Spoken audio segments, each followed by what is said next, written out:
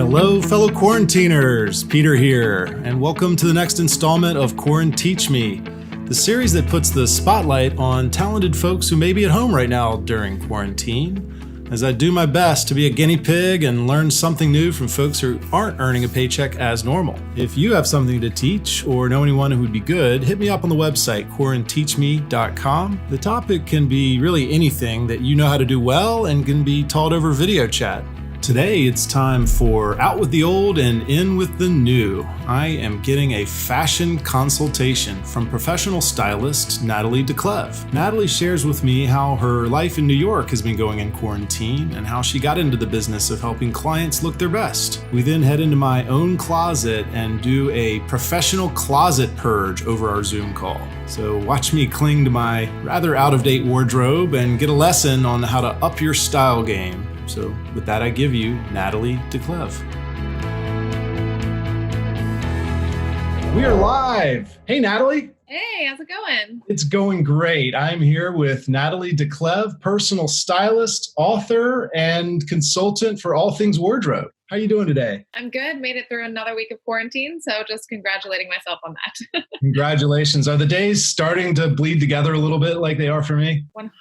I usually am so punctual. I never miss a meeting. I'm super on top of things. And all of a sudden in quarantine, I find myself forgetting everything. Like I'm 20 minutes late to a meeting because it was the only thing on my calendar, you know? So you kind of just like lose track. Your job, your career, you're a personal stylist. I want to know, how did you find this career? Well, I started in 2009, so it's actually interesting. I started in the middle of a recession to begin with. So I've kind of weathered the storm once, so I feel like I can do it again. I came from a background in high fashion, so I was doing PR and sales at some of the bigger companies. I was at Diane von Furstenberg and then Kiki Montparnasse. I did a menswear company in between called Albemarle of London. So I kind of got exposure to both the men's and women's side of fashion, but I was much more involved with styling photo shoots and selling. And it just was not feeling fulfilling to me. And I had wanted to do fashion when I was younger, but once I was in it, the kind of glitz and glamour of it wasn't enough of an appeal for me anymore. And I was starting to feel like I had more potential and I wasn't fulfilled. So I left my job in the middle of the recession. Everybody thought I was insane. And I thought, what's the one thing that I can do that doesn't require signing up for a new contract, signing a new job, you know, like having a boss, all of those things that I can just do to make money in between while I figure out what I'm going to do. So I thought of closet cleansing, and I was like, I have all these tools. I've worked in fashion for a long time. I have a good eye. I can edit. I can help people shop. Let me just do this and make ends meet and see what happens. And I built a website, and then one thing led to another, and it just really snowballed into a full career. And at the same time, I had started a blog just for fun. Blog led to other writing opportunities with different media partners. And so that kind of grew at the same time. And so I decided to make it into a business, and I called it Natty Style. Natty is my nickname, but it also actually Webster definition means dapper and well-dressed. So I was like, meant to be, done. This industry feels very hands-on. Most of the times you're in the person's house, I assume, and when you go shopping, you're right there, touching their body, feeling the fit. I'm curious how things have changed since the virus. I mean, like it stopped. There's nothing happening. I do virtual closet cleanses. So I've done a few of those. I'm still in conversation with my existing clients. You know, I do online shopping as well. So I've been able to help people in that way. And I'm still writing for different magazines and websites and things like that too. So there's that part of the business. But yeah, everything has definitely shifted. We're starting to have to get creative. I'm thinking about doing a training program as well for other stylists. So if anybody's interested in that, please reach out. I've been working on that recently. So you help people, one, purge what's not working, and two, acquire new updated stuff. And this is wardrobe only, or do you do home decor, lifestyle, or is it just focused on your clothes? Basically, I focus on clothing. I do a lot of referrals, and I have a team that I work with. So I'll have stylists on hand for hair and makeup. When I do the clothing portion, which is all me, the first step is always the closet cleanse and image consultation, which is what we're going to do today. And we are. I think I'm ready. I say we dive into it. I am in your hands. Well, you're in good hands. I promise I won't be too harsh. I'll be gentle. Nice. Sort of.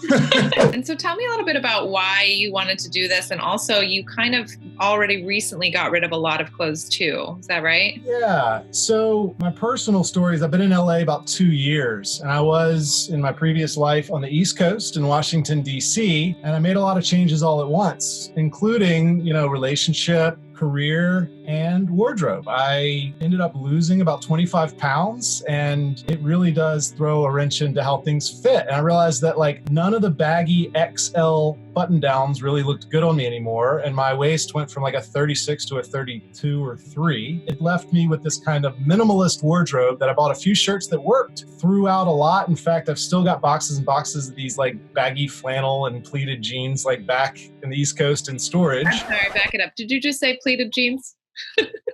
Maybe. I always say that fit is the number one most important thing in style, especially in men's style, because things are so much more simple. It's more obvious when something doesn't fit well. I'd say the number one thing that I see the most with men is wearing things that are too big. They often will wear a size too big because they think if it's tight, it'll make them look too flamboyant, or like they're trying to be too fashionable, or it'll make them feel self-conscious about their body. But baggy makes you look worse. Baggy doesn't show off muscles if you do have them, and it makes you look fatter if you are. It just doesn't flatter anyone. What's the first step that you like to do? We're virtual when you're with a client, you're in their closet looking at their clothes. What's the first step? So when we're in the closet, the 3 questions I always go by, or the 3 standards I go by, is the first thing I look for is style. I can immediately get rid of shirts just by looking at them for the print and the style. The second is wear and tear or stains. And then the third is fit. So what we'll do is we'll make a yes, no, and maybe pile, and we'll go through by section in the closet. So we'll start with shirts, we'll go by section, we'll make a yes, no, and maybe pile, and then that maybe pile at the end will be things that are dependent on fit that we can't see just by looking at it. So those are the things that I'll have you try on. As we're evaluating each piece, I want you to think, is this piece either foundational? So that means basics like t-shirts, jeans, things you need to layer, whatever. Very basic foundational items. Might not be exciting, but you need them. Or fabulous. I want you to pick that up and be like, this is amazing. This is a great piece. I love it. I'm excited to wear it. It feels good on me. And if it doesn't, and it doesn't fit into either of those categories, it's out. Great. Nothing meh. We don't have time for meh in life. Okay. So the first category I want to start with is shirts. So that first one, what's going on with that short sleeve printed situation there that I've seen? So right away, you've noticed one that doesn't fit great. It's a little old and a little stained, but this is like a typical shirt that I would wear in LA, but I think it's a little out of date. Yeah, you just hit all the things, all the reasons to get rid of it. You said it doesn't fit that great. It's a little stained, but it's okay. We don't want okay. No okay. Okay, good. Sometimes I wear these camping because they're so shitty and plaid and old, but is it good for a guy to have a mow of the lawn type shirt that he would never wear on a date? Nope. No? Nope. Even if you're camping, wear something decent camping. Okay. Wear just a t-shirt.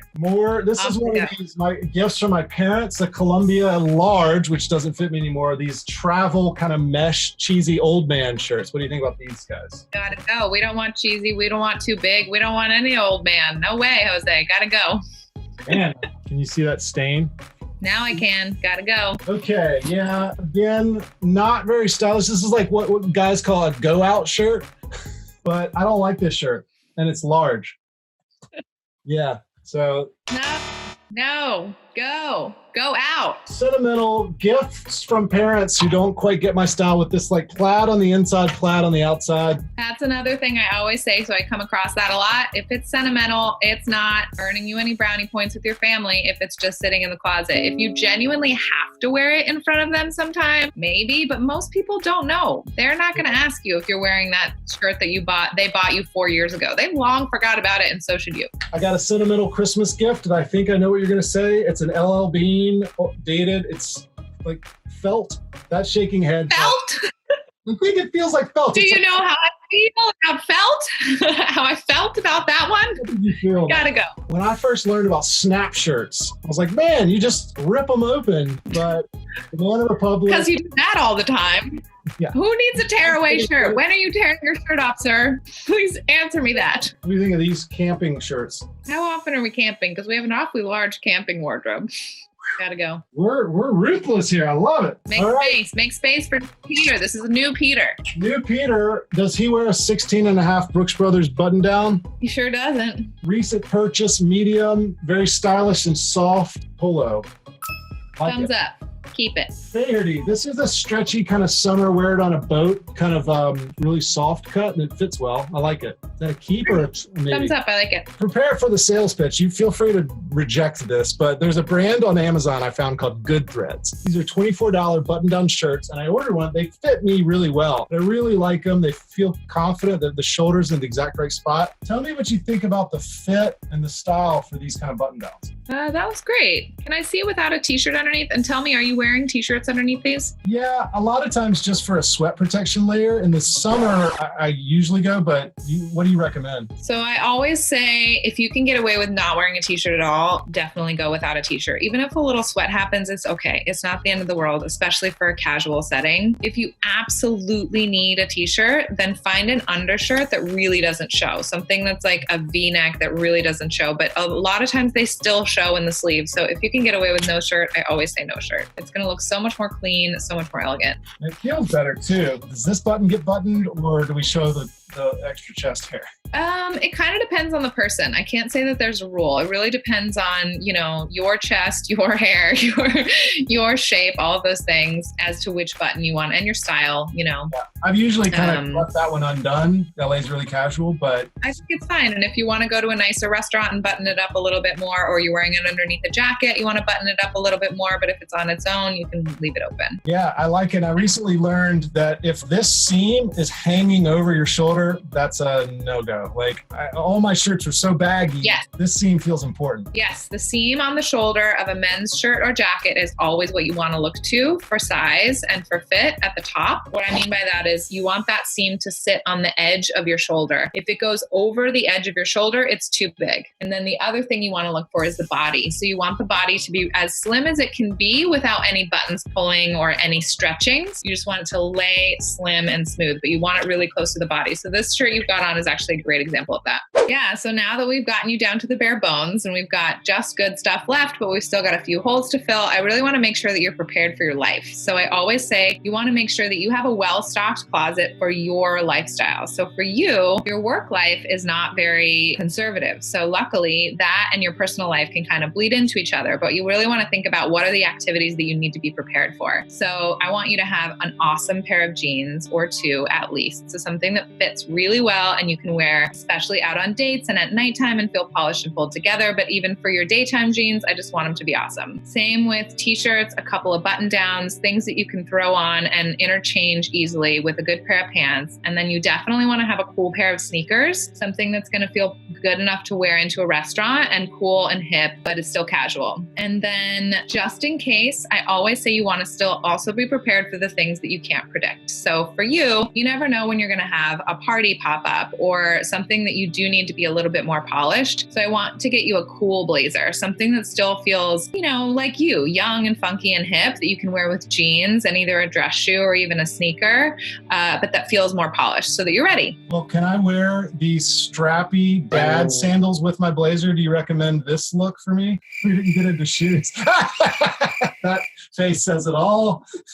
I can't thank you enough. This was such a fun cleanse. I feel like lighter already, that I've got a pile of things that I'm going to be donating, and my mind's already spinning with what I need to go shop for and add some new things to my wardrobe. So this was a ton of fun. Yay, I'm so glad. So next steps, I can give you a list of the things that we talked about and where to try and look for them on your own, or we can schedule a way to do it virtually. And then hopefully when the stores open back up, obviously the in-person experience is amazing and a lot more hands-on. But in the meantime, people can take advantage of the digital rates too, because everything's a lot easier and more accessible now. And everything's on sale. Tell my audience, how can they find you online if they wanted to hire you to be a personal stylist? Where can they reach you? So nataliedeclev.com is my website and natty_style is my Instagram. So you can reach me at either place. Please feel free to reach out. Please feel free to check me out there and see if you like my aesthetic and my vibe and all the things. And nataliedeclev.com has more info on my actual services. As we do every time, every interview, I want to pay people for their talents. And so I want to Venmo you for our lesson. Thanks so much, Natalie. Be well, and I really appreciate it.